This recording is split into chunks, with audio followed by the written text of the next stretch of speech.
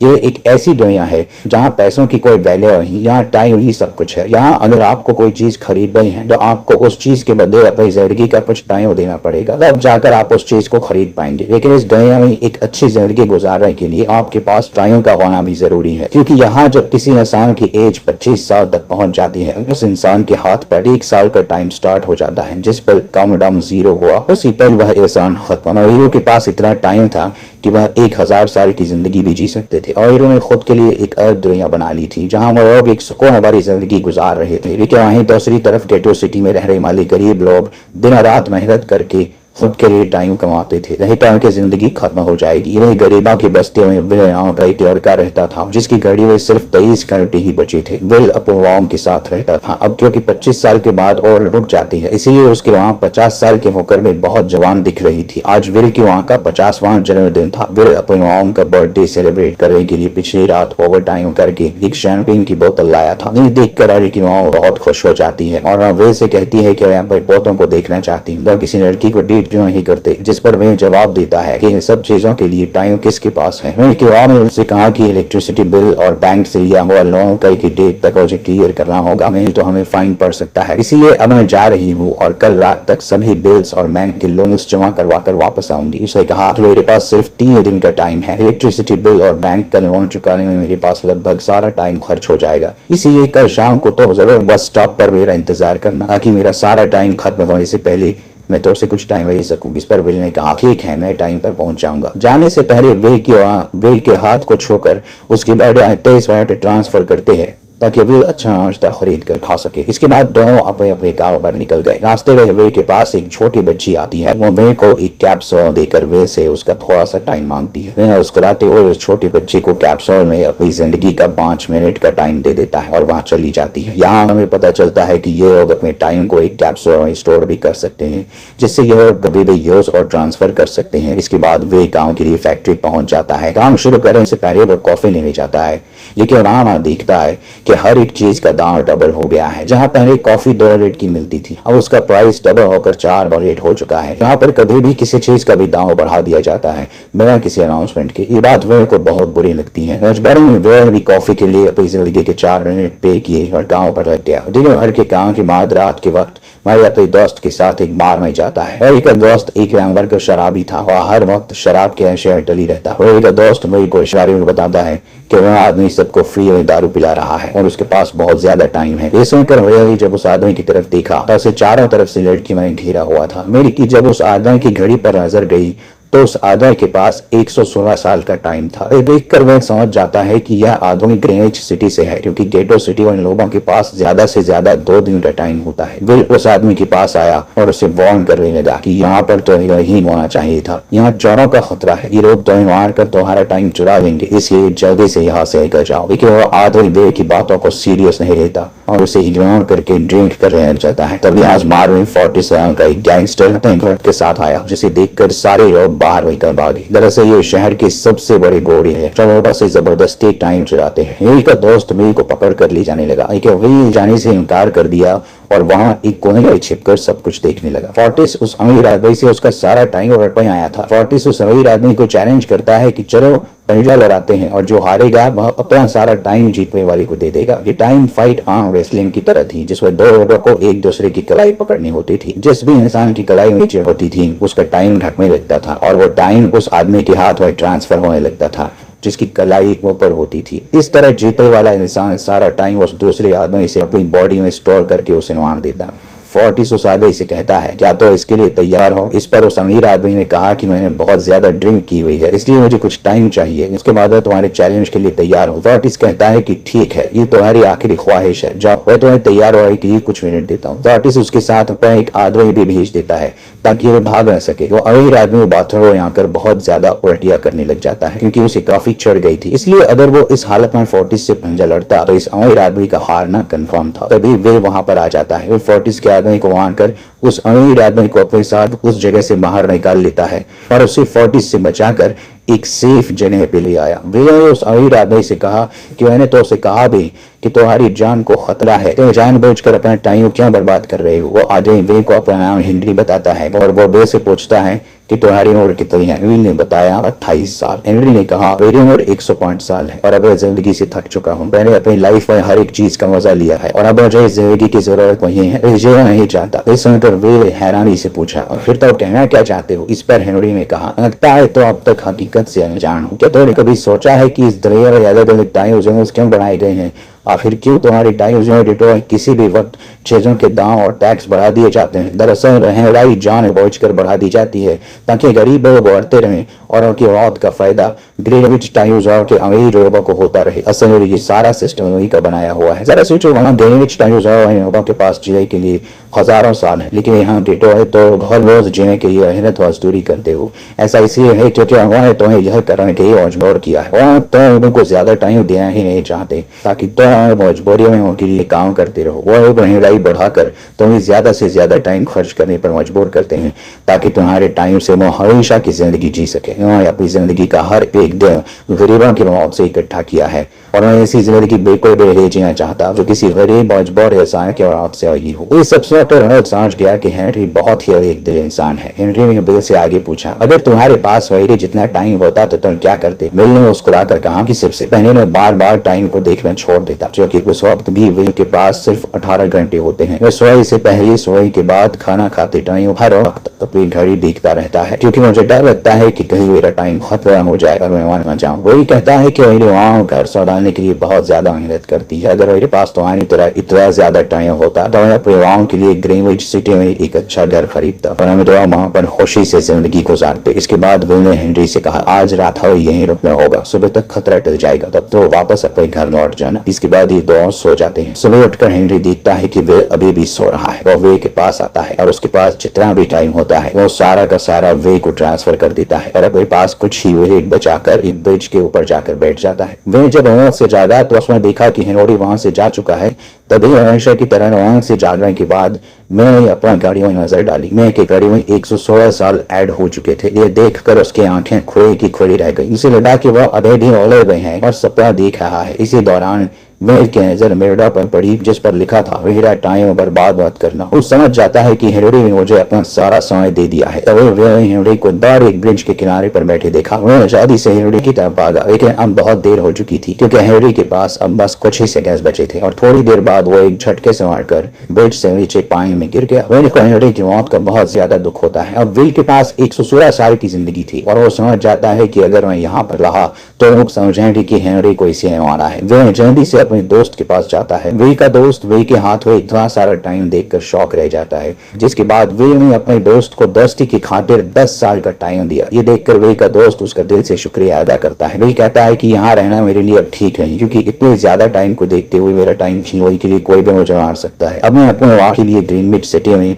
एक अच्छा सा घर खरीद सकता हूँ और वहां पर एक सेफ लाइफ गुजारूंगा। जिसके बाद वो अपने दोस्त को गुड बाय कहकर वहां से निकल जाता है और सीधा उस बस स्टॉप पर जाकर माम का इंतजार करने लगता है, जहाँ 2 दिन पहले उसके वहां उससे कहा था कि मैं इलेक्ट्रिसिटी का बिल और बैंक का लोन चुकाकर इस बस स्टॉप पर पहुंचूंगी। दूसरी तरफ वे की माम सारे लोन और बिल्स भरने के बाद घर लौटने के लिए बस में चढ़ी, पर तभी उसे पता लगा कि एक ही दिन में बस के टिकट के दाम डबल हो गए थे। पहले जहाँ टिकट 1 घंटे में आती थी वहीं अब प्राइस 2 घंटे हो गया था। ये देखकर वे की मां बहुत ज्यादा परेशान हो जाती है क्योंकि वे के मां के पास सिर्फ 1.5 घंटा बचा था। वे के मां बस ड्राइवर से रिक्वेस्ट करती है कि अभी स्टॉप पर मेरा बेटा उसे बाकी का टाइम दे देगा, लेकिन बस ड्राइवर ने साफ इनकार कर दिया और कहा कि अगर टाइम नहीं है तो फिर पैदल चली जाओ। लेकिन अभी के मां को पता था कि अगला बस स्टॉप बहुत दूर है, अगर वह पैदल भी जाते हैं तो उसे पहुंचने में 2 घंटे लगेंगे। इस वक्त बस में ढेर सारे पैसेंजर सवार थे। वे के मां ने उसे भी रिक्वेस्ट की पर किसी ने की मदद नहीं की। टाइम में बस वहां से निकल गई। मेल के वहां रेचल के पास ज्यादा टाइम नहीं बचा था, इसलिए वह दौड़ती हुई पैदल घर की तरफ भागने लगी। दूसरी तरफ विल अपने वहां के लिए फूलों का गुलदस्ता लिए बस स्टॉप पर उनका इंतजार कर रहा था क्योंकि आज उसे अपने वहां का बर्थडे सेलिब्रेट करना था। बस जब उस स्टॉप पर पहुंची तो कई सारे पैसेंजर्स उतर आए पर उन्हें से विल की वहां ही थी। मेल यह देखकर परेशान हो जाता है और उसे समझ आ गया कि जरूर उसकी वहां मुसीबत में है। वह उसी वक्त अपनी वहां की तलाश में भागा। रेचल के पास अब कुछ ही मिनट बचे थे। वह रास्ते में आने वाली गाड़ियों और लोगों के घरों का दरवाजा पीट पीट कर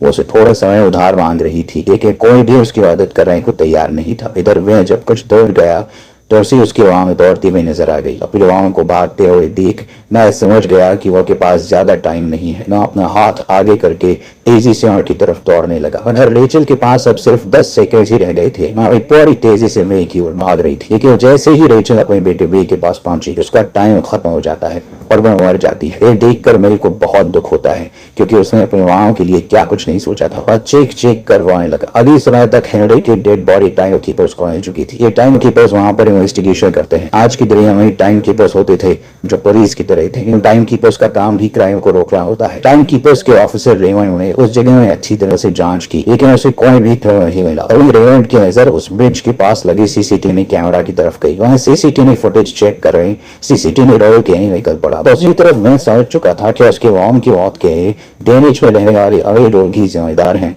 जिन्होंने गेटो शहर के लोगों को एक एक सेकंड का मोहताज बना दिया है। अब वही वैसे बदला लेने ग्रेनेज की तरफ लेकर पड़ा और यहाँ से होती है असल कहानी शुरू। ग्रेनिच सिटी में एंटर होने के लिए वे को 1 साल का टाइम खर्च करना पड़ा और ग्रेनिच सिटी जा पहुंचा। और जब वह रोमा का लाइफस्टाइल देखा तो उसकी आंखें खोए की खोए रह गई। वहाँ रोमा के पास इतना टाइम था कि वहाँ बॉर्डर कर रहा तक भूल गए थे। यहाँ पर वही लोग के बॉडी गार्ड के पास भी 100 साल से भी ज्यादा का टाइम था। ये देखकर वे गुस्से से लाल हो जाता है क्योंकि वे जिस शहर से आया था वहां पर रोडों के पास सिर्फ 24 घंटे की जिंदगी थी। वे वहां एक महंगी होटल में रुकता है। खाना खाते दौरान एक बहुत ही खूबसूरत लड़की वे को देखती है जैसे उसे वे पसंद आ गया हो। दूसरी तरफ टाइम कीपर रेमंड हेनरी की मौत के वक्त का सीसीटीवी फुटेज चेक कर रहा था। तभी उसे फुटेज में दिखाई देता है। हालांकि कैमरा ने हेनरी को ब्रिज से गिरते हुए रिकॉर्ड नहीं किया था, लेकिन उस फुटेज में वे ब्रिज के पास खड़ा नजर आ रहा था जिससे रेमंड को वे पर शक होने लगा। इसलिए रेमंड ने अपनी टीम को वे के बारे में जानकारी इकट्ठा करने को कहा। रिसर्च के दौरान टाइम कीपर्स को यह बात पता चल जाती है कि वे नाम का एक आदमी बहुत सारा टाइम खर्च करके ग्रेनिच सिटी में एंटर हो गया है, जिससे रेमंड को यह बात कंफर्म हो जाती है कि वे ही हेनरी को मारा है। रेमंड उसी वक्त अपनी टीम के साथ ग्रेनिच शहर की ओर रवाना हो गया। दूसरी ओर ग्रेनिच शहर में मेल एक कैसीनो में आया जहाँ कुछ अमीर लोग पोकर खेल रहे थे। मेरे भी के साथ बैठ जाता है। एक नए आदमी को देखकर ये लोग उस पर हंसने लगते हैं, लेकिन वे गैम्बलिंग में माहिर था। आज उसके लिए अमीरों से पैसे निकालने का सबसे अच्छा मौका था। मेरा फिलिप नाम के एक रईस आदमी के साथ पोकर की बाजी खेली। फिलिप यहाँ का सबसे रईस इंसान है। उसके पास खुद का एक टाइम बैंक है जो लोगों को एरो पर टाइम देता है। फिलिप के साथ उसकी डॉटर भी बैठी होती है। यह वही लड़की है जो कुछ देर पहले विल को गौर से देख रही थी। गेम जब शुरू हो जाती है तब विल अपनी लाइफ का सारा टाइम दांव पर लगा देता है और अपनी माइंड के बदौलत वो फिलिप से 1100 साल जीत जाता है। ये देखकर फिलिप की बेटी सिल्विया विल से काफी ज्यादा इम्प्रेस हो जाती है। उसने विल को कल रात अपने घर पार्टी पर इनवाइट किया। फिर अगली शाम विल एक नई अमीरी कार खरीद कर फिलिप की पार्टी में जा पहुंचा। वही पार्टी के दौरान विल और सिल्विया डांस करने लगते हैं और सिल्विया वन ही वन विल को दिल दे बैठी। वह अपनी देर की बात मेरे से कर रही वाली थी कि तभी एक टाइम कीपर रेमंड अपनी टीम के साथ वहां पहुंचता है और विल को पकड़ लेते हैं। विल को खोनी समझकर सिल्विया भी उससे नाराज हो गई। रेमंड ने सबसे पहले विल का सारा टाइम उससे छीन कर सिर्फ 2 घंटे दी। उसके बाद में विल को हेनरी की खोन के इल्जाम में गिरफ्तार करने लगा। रेमंड इनसे पूछता है कि तो हेनरी को क्यों मारा। मैं उसे कहता है कि मैंने उसे मारा नहीं था,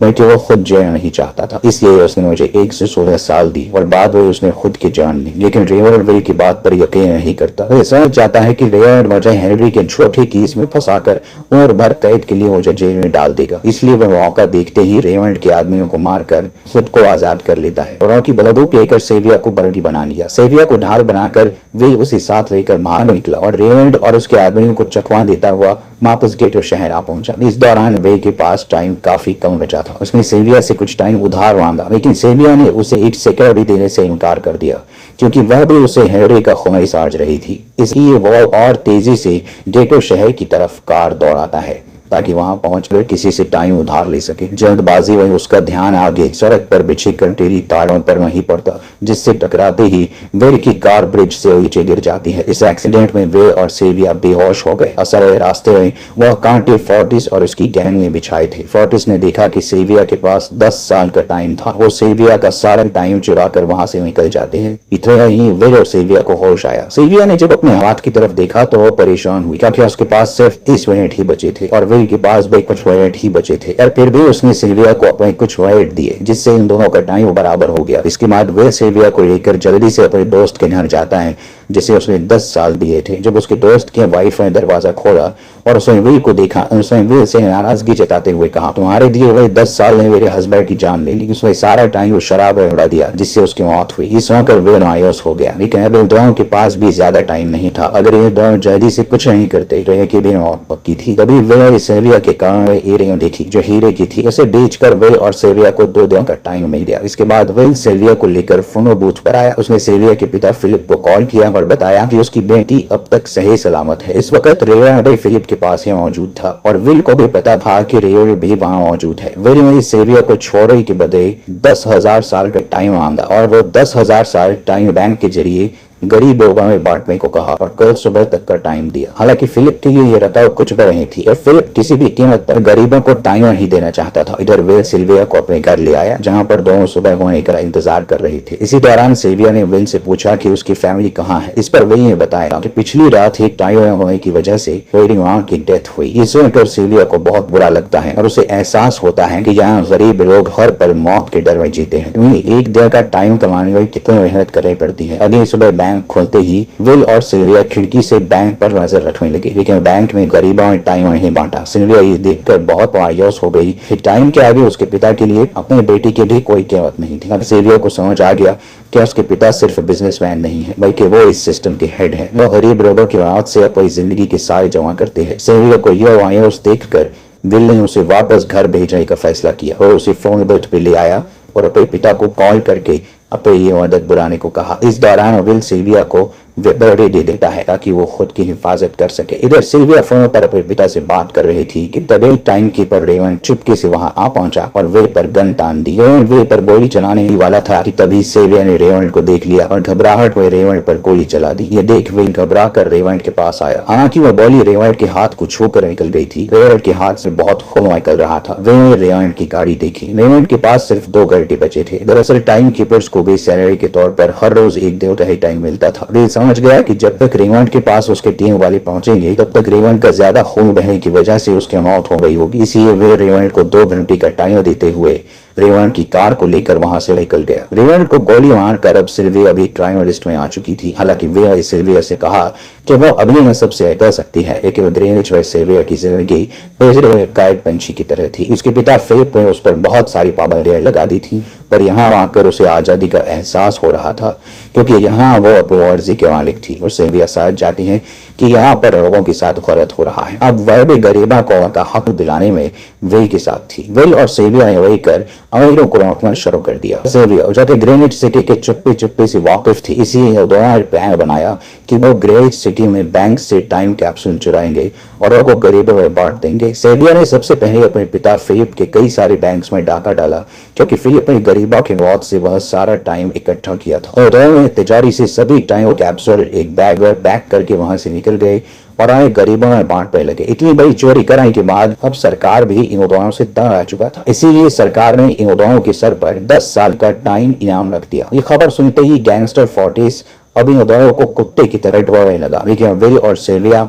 हर रोज अपना ठिकाना बदलते रहते थे, जिससे वो किसी के हाथ नहीं आते थे। ये दोनों एक होटल में छुपे हुए थे। इनके पास टाइम की कमी तो थी नहीं, इसलिए उन्होंने बड़े होटल को ही बुक कर लिया था। फोर्टिस इन दोनों की तलाश में उस होटल के बाहर आ पहुंचा। वहां उसने कुछ लोगों को पकड़कर जैसे विल और सिल्विया के बारे में पूछने लगा, लेकिन उन लोगों पर विल और सिल्विया के बहुत एहसानात थे, इसलिए ये लोग मारने के लिए तो तैयार थे। विल और सिल्विया का ठिकाना बताने के लिए तैयार नहीं थे। लेकिन जब फोर्टिस ने उन लोगों पर बहुत ज्यादा जोर जबरदस्ती की तो उनमें से एक बरदार मौत के डर से फोर्टिस को उस होटल के बारे में बता देता है जहां विल और सिल्विया छुपे हुए थे। जिसके बाद फोर्टिस फौरन अपनी गैंग के साथ वहां पर पहुंच जाता है और इन दोनों को पकड़ लेता है। विल और सिल्विया का उनसे बच पाना नामुमकिन था। फोर्टिस ने विल को एक टेबल पर बैठा दिया और उसे टाइम फाइट के लिए चैलेंज किया। विल समझ गया कि अगर मैंने चैलेंज से इनकार किया तो फोर्टिस के गैंग वाले लोग मुझे मार देंगे, इसलिए क्यों ना आज इसके साथ पंजो आजमाया जाए। फोर्टिस और विल एक दूसरे की कलाई पकड़ ली और मौत का खेल शुरू हुआ। फोर्टिस माहिर खिलाड़ी था, उसने शुरुआत में ही विल का हाथ नीचे कर दिया, जिससे विल का टाइम तेजी से फोर्टिस में ट्रांसफर होने लगा। लेकिन विल बेपर जोर ही नहीं लगा रहा था, जैसे कि वो जानबूझकर हार रहा हो। पर जैसे ही विल के पास अपनी लाइफ के 3 से 4 सेकंड बचे, तभी विल ने अपनी पावर दिखाई